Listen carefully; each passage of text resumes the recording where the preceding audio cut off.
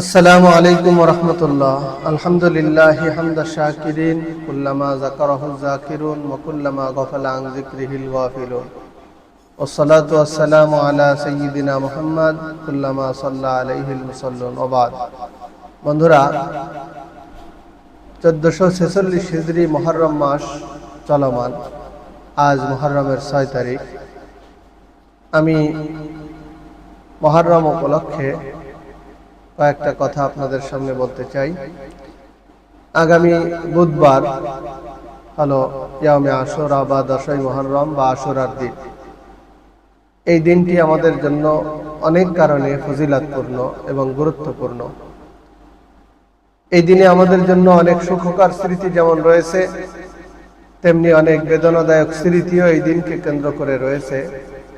যার সর্বশেষ বেদনাদায়ক স্মৃতি হলো রসুলের দৌহিত্র, রসুল আরবি সাল্লাল্লাহু আলাইহি ওয়াসাল্লামের কলিজার টুকরা হযরত হুসাইন রাদিয়াল্লাহু তাআলা আনহুর এই দিনে কারবালার প্রান্তরে নির্মম শাহাদাতের ঘটনা, যা আমাদেরকে মারাত্মকভাবে ব্যথিত এবং আহত করে। তো এই দিনের অনেক ফজিলত রয়েছে। তার মধ্যে একটা ফজিলত হলো, নবীজি সাল্লাল্লাহু আলাইহি ওয়াসাল্লাম বলেন, সিয়ামু ইয়াউমি আশুরা আহতাসিবু আলাল্লাহি আইয়াকাফিরা সানাতাল্লাতী ক্বাবলা। নবীজি বলেন, আশুরার দিন এর রোজা, 10ই মুহররমের রোজা আমি আশা রাখি যে ব্যক্তি রাখবে তার জন্য পিছনের এক বছরের গুনাহ মাফ হয়ে যাবে। আরাফার রোজা, এটার ব্যাপারে হাদিসে আসছে 1 বছর আগের এবং 1 বছর সামনের গুনাহ মাফ হবে। আশুরা সম্পর্কে আসছে 1 বছর পিছনের গুনাহ মাফ হয়ে যাবে। সুতরাং আমাদেরকে আশুরার দিনে রোজা রাখতে হবে, ইবাদত করতে হবে। এখানে একটা বিষয় লক্ষণীয়, সেটা হলো নবীজি সাল্লাল্লাহু আলাইহি ওয়াসাল্লাম, বুখারী শরীফের হাদিস, নবীজি মদিনায় গেলেন। মদিনায় যাওয়ার পরে দেখে ইহুদিরা 10ই মুহররম রোজা রাখে। নবীজি জিজ্ঞাসা করলেন, তোমরা রোজা রাখো কেন? তারা বলল, এই দিনে আমাদের নবী হযরত মুসা আলাইহিস সালাম তার সৈন্যবাহিনী সহ নদী পার হয়ে নিরাপদে উপরে চলে গিয়েছিলেন এবং তার শত্রু বাহিনী ফিরাউন এবং তার দলবল সহ তারা নদীতে নিমজ্জিত হয়ে ধ্বংস হয়ে গিয়েছিল। তো আমাদের নবীর বিজয় হয়েছে এবং তার শত্রুর পরাজয় হয়েছে, সেই আনন্দে শুকরিয়া প্রকাশার্থে আমরা রোজা রাখি। নবীজি বললেন, মুসা আলাইহিস সালামের আনন্দে শুকর আদায়ের উপযুক্ততা আমিই বেশি। সুতরাং নবীজিও রোজা রাখা শুরু করলেন।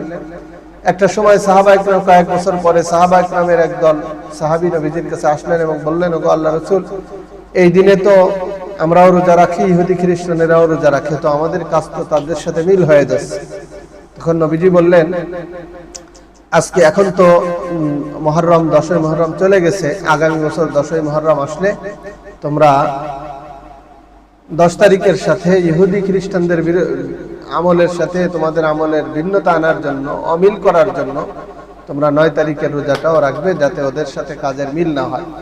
বন্ধুরা, লক্ষণীয় বিষয় হলো যে রোজার মতো একটি ইবাদতে তাই বিধর্মীদের সাথে মুসলমানদের যেন মিল না হয়, সেজন্য নবীজি ইবাদতে ভিন্নতা আনার কথা বললেন।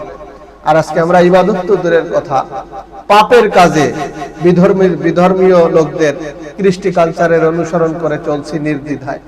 এমনকি এই 10ই মুহররমকে কেন্দ্র করে শোক পালনের নামে আমরা যত সব পাপের কাজ, অনিসলামিক কাজ, অসভ্যতা, ইসলাম বিবর্জিত কাজে অভ্যস্ত হয়ে পড়েছি এবং করতেছি। যে ইসলামের জন্য হুসাইন রাদিয়াল্লাহু তাআলা আনহু কারবালার প্রান্তরে রক্ত ঝরালেন, শহীদ হলেন, আজকে তার শোক পালনের নামে আমরা অনিসলামিক কার্যকলাপের আবির্ভাব ঘটাচ্ছি, অবতারণা ঘটাচ্ছি। আমাদেরকে এটা থেকে বেরিয়ে আসা দরকার, বরং কোরআন সুন্নাহ নির্দেশিত আমলের মাধ্যমে তাদের জন্য সমবেতী হওয়া দরকার এবং সঠিক আমল করে নিজেরাও আখিরাতের পুঁজি সংগ্রহ করা দরকার, তাদের জন্য ইসালে সওয়াব করার দরকার।